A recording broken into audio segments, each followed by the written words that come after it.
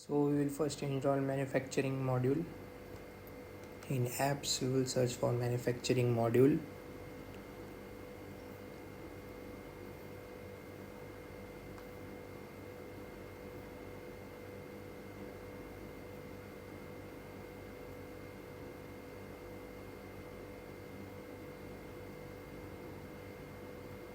So this is our old product,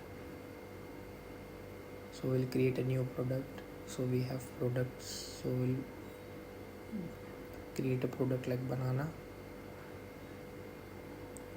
define quantities,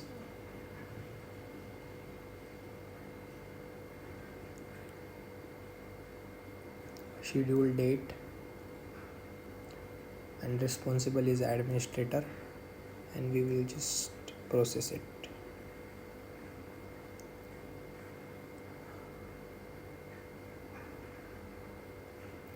So we'll refresh this page. We can see there is a banana, but confirm it's not done. When it is done, process all and just click OK, and again go in manufacturing orders, and you can see it's done.